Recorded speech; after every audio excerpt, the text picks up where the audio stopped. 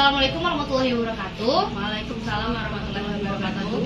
Perkenalkan teman-teman, saya di sini Berliana Mauri. Saya di sini akan melakukan penyuluhan tentang apa itu korupsi dan dampaknya korupsi itu. Nah, di sini saya akan kontrak waktu terlebih dahulu. Kita akan melakukan penyuluhan ini selama 60 menit ke depan.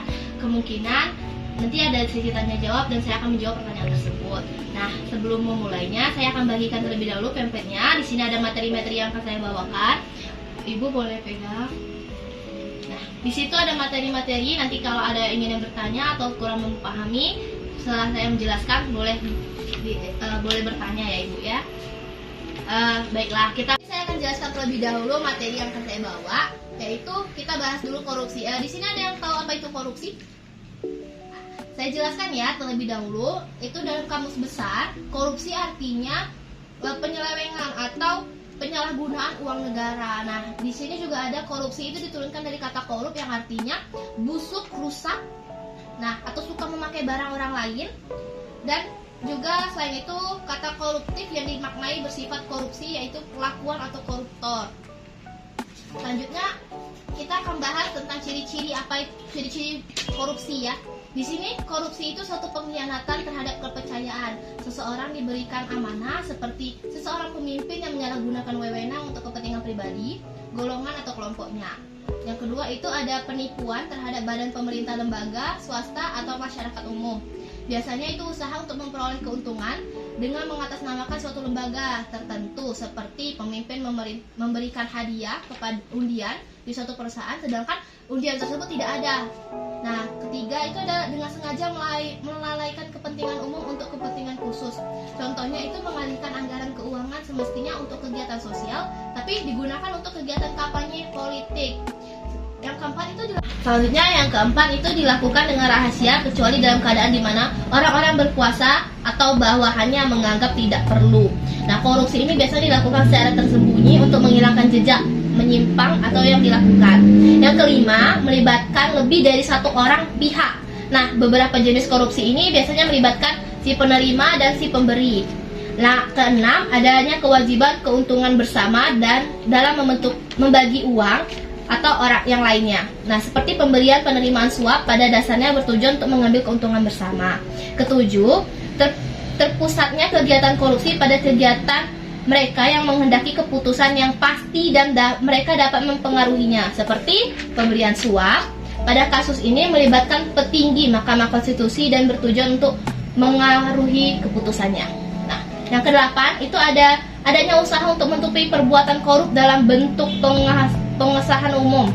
Adanya upaya lembaga pemberantasan korupsi untuk produk hukum yang dihasilkan suatu negara atau inisiatif oknum tertentu di pemerintahan.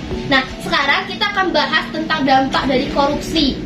Nah, dampak korupsi itu ada banyak di sini. Pada dampak ekonomi akan saya bahas, itu korupsi salah satu dari sekian masalah yang menyimpang atau negatif terhadap perekonomian suatu negara dan berdampak merusak sendi-sendi perekonomian negara.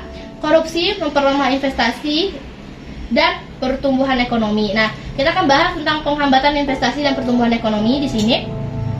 Korupsi memiliki banyak dampak yang sangat signifikan dalam menghambat investasi dan pertumbuhan ekonomi. Yang mana korupsi membuat sejumlah investor kurang percaya untuk menanam modalnya di Indonesia dan lebih memilih menginvestasikannya ke negara-negara lain karena korupsi tersebut.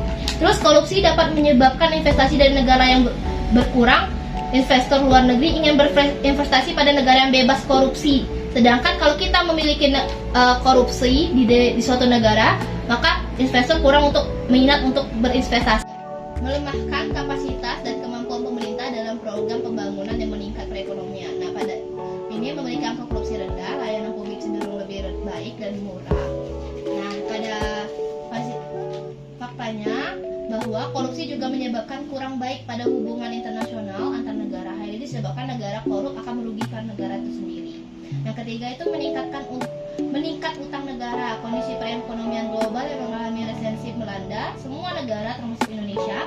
Kondisi ini memaksa pemerintah untuk melakukan untuk menutupi definisi anggaran.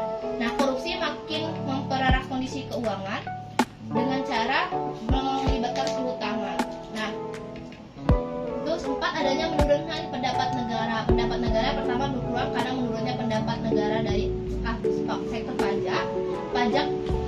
menjadi sumber untuk membiayai pengeluaran pemerintah dan menyediakan barang jasa atau pabrik. Nah, pada umumnya perdagangan di daerah itu ilegal dan tidak membayar pajak. Terus ada korupsi itu karena pegawai pajak korupsi terus memperkaya diri sendiri ataupun kelompoknya. Seperti contohnya itu pegawai golongan A yang menggelapkan pajak negara sekitar 26 miliar. Dengan demikian pendapatan pemerintah dari sektor pajak akan berkurang sebanyak 26 miliar. Nah, itu dapat menghambat dari keuntungan menurunnya pendapatan negara. Nah, mungkin itu penjelasan dari saya. Apakah dari teman-teman ada yang ingin bertanya tentang materi yang saya bawakan ini? Boleh bertanya? Silakan. Baiklah, saya Devia. Saya ingin bertanya kepada Anda, bagaimana peran mahasiswa atau cara mahasiswa untuk mencegah korupsi? Sini kita akan bahas peran mahasiswa itu dengan cara membantu masyarakat dalam mewujudkan ketentuan dan peraturan yang adil.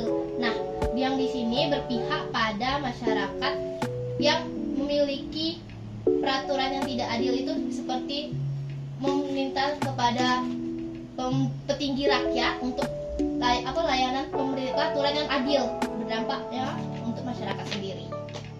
Baik. Terima kasih atas perhatiannya. Saya akhiri. Wassalamualaikum warahmatullahi wabarakatuh. Waalaikumsalam.